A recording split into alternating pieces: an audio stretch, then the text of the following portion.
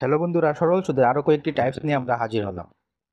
আপনারা pen paper ছাড়াই আপনারা এই অঙ্কগুলি করতে পারবেন। কিভাবে দেখুন, কয়েকটি টাইপস রয়েছে যেটি আপনাদের পরীক্ষায় অবশ্যই আসে। এই টাইপসগুলো দেখুন। প্রথম প্রশ্নটা, কিছু টাকার 20 বছরের দ্বিগুণ হলে সুদের হার কত? এই টাইপস আপনি পেন পেপার ছাড়াই আপনি করতে পারবেন। দেখুন কিভাবে করুন। টাইম দেওয়া রয়েছে 20 বছর।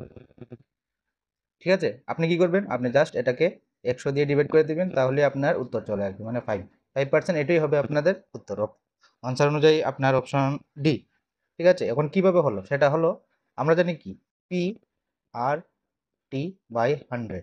ঠিক আছে, এখানে আমাদের প্রিন্সিপাল দেওয়া নেই, শুধু টাইমটা দেওয়া রয়েছে। আর আমরা জাস্ট এটা করলাম, এটা দিয়ে এটা ডিভাইড করে দিলাম। ঠিক আছে, তাহলে আমাদের উত্তর চলে আসবে। ঠিক আছে, এখন এটা আমাদের 1 নম্বর প্রশ্ন গেল। 2 নম্বর প্রশ্ন। 2 নম্বর প্রশ্নতে আপনার কি দিয়েছে? একটি নির্দিষ্ট পরিমাণে টাকা 5% সরল সুদ হারে 3 গুণ হলে কত বছরে 9 গুণ হবে? এই ধরনের অঙ্ক আপনি পেন পেপার ছাড়াই করতে পারবেন। এটা একটু বোঝার বিষয় আছে, আপনি একটু বুঝে নিন। কিভাবে দেখুন আমি করি। আমরা দিয়ে দিয়ে পার্সেন্ট রেট দিয়ে রয়েছে 5%। ঠিক আছে, এখন আমরা কি করব? সরল সুদ হারে 3 গুণ হবে, মানে 1 টাকা 3 টাকা হয়েছে, তাহলে আমাদের সুদটা কত? 2।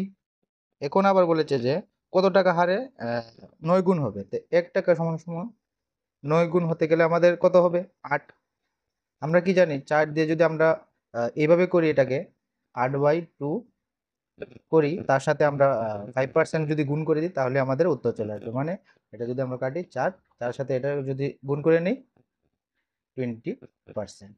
অপশন অনুযায়ী অপশন ডি, এটা 2 নম্বর। আপনারা বুঝতে পারলেন কি করছি? আমরা প্রথমে করেছি 1 টাকাটা 3 গুণ হয়েছে, মানে 1 থেকে 3 গুণ হয়েছে কত? তাহলে আমাদের সুদ কত? সুদ পেলাম আমরা 2 টাকা।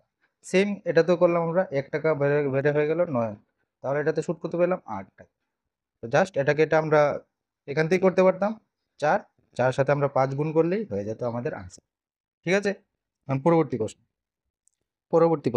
কোন মূলধন 8 বছরে সুদে মূলে 3 গুণ হয়, কত বছরে তা সুদে মূলে 5 গুণ হবে? দেখুন, এই টাইপের অঙ্ক আপনি পেন পেপার ছাড়া কিভাবে করবেন? আমাদের টাইম দেওয়া রয়েছে 8 বছর। ঠিক আছে, আমাদের কত গুণ হয়? মানে 1 টাকা 3 গুণ হয়। ঠিক আছে, কত বছর পরে তা আবার 5 গুণ হবে? তাহলে এখানে দেখুন একটা জিনিস রয়েছে বোঝানোর বিষয়। আপনি 1 থেকে 3 হয়েছে, এটা আবার যদি 5 হয় কত? 1 থেকে 3 হচ্ছে 2, আমরা জানি। আবার 2 থেকে যদি 5 হয়, তাহলে এখানে 2 রয়েছে।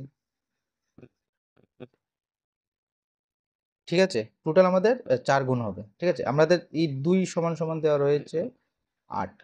আমরা যদি এটাকে কাটি, তাহলে 2 দিয়ে, তাহলে কত আসবে? 4। ঠিক আছে, এখন আমাদের বলেছে কি, মানে কত বছরে টোটাল লাগলো কত বছর? এখানে 2 প্লাস এখানে 2, 2 + 2 4। তাহলে আমাদের কত বছর হবে? তাহলে 16 বছর।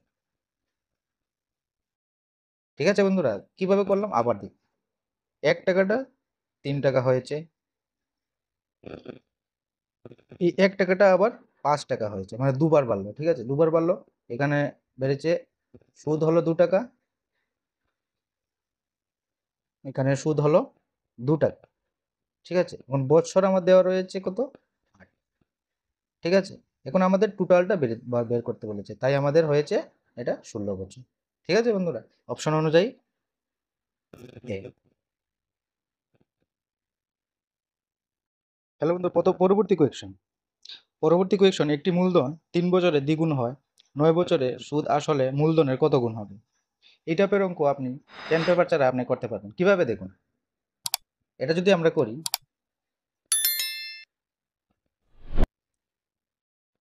3 বছরে দ্বিগুণ হয়, মানে 1 টাকা যদি 2 টাকা হয়, তাহলে আমাদের সুদ কত? 1 টাকা হবে। 1 টাকা হবে, এই 1 টাকা সমান সমান দিয়েছে 3 বছর। 3 বছর, এখানে একটু বোঝানোর বিষয় রয়েছে। দেখুন, 3 বছরে 1 টাকা হয়। ঠিক আছে, 3 বছরে 1 টাকা হয়, তার 9 বছরে কত? 9 বছরে কত কত টাকা হবে? 3 টাকা। কিভাবে করলাম এটা আবার দেখুন। 1 টাকা যদি 3 বছরে হয়, আরো 1 টাকা ধরলাম, আরো 1 বছর গেল, আরো 1 টাকা ধরলাম, আরো 3 বছর গেল। আর যদি আমরা যোগ করে দিই তাহলে আমাদের চলে আসবে কত দেখুন, 9 বছরে হয় 3 টাকা। এটা কি?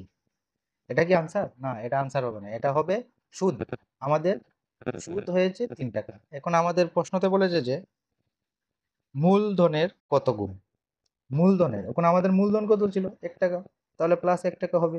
তাও হবে 4 টাকা। তা অপশন অনুযায়ী অপশন ডি।